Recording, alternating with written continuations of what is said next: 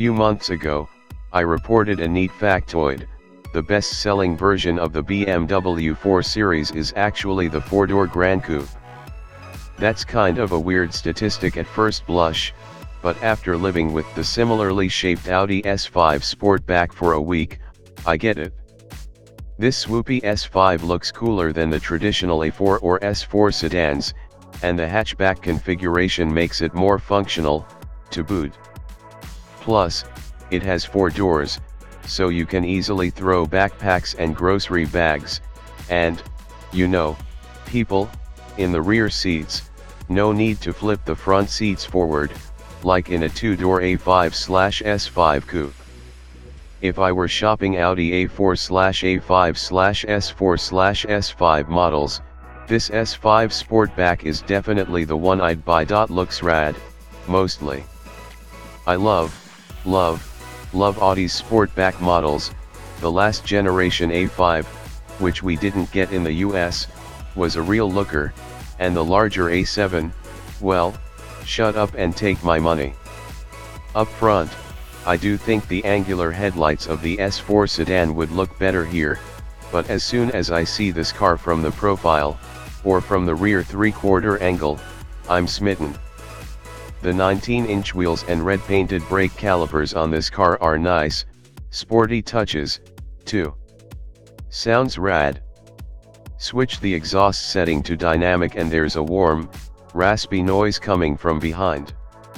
I've often criticized Audi products for being too quiet, read my SQ5 review, for example, so it's nice to have a sporty S car with an appropriately sonorous howl.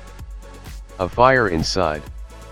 When I first tested the S4 on the mountain roads near Palm Springs, I got the distinct feeling that the car just wanted to keep going, faster and faster.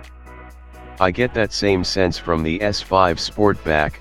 This thing pulls hard, all day long, though you do have to dig pretty deep into the throttle to eke out the available thrust. Once you are nestled in the power band, there's a wave of oomph available. 354 horsepower and 369 pound-feet of torque are more than ample for this 3,900-pound Audi. I just get the sense that you could drive this car spiritedly, all day long, and never get bored.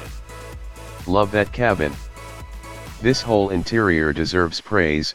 The design, the materials, they're all outstanding.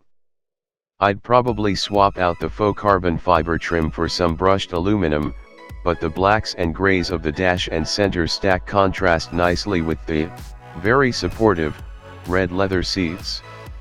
At one point, it took me about an hour to drive 6 miles, thanks, LA traffic, but I was cool and happy inside the comfy, quiet S5. I could spend all day inside this car and never be uncomfortable. Disconnected. I want more steering feel, plain and simple. Even in the car's sportiest dynamic setting, the steering effort is too light and too vague.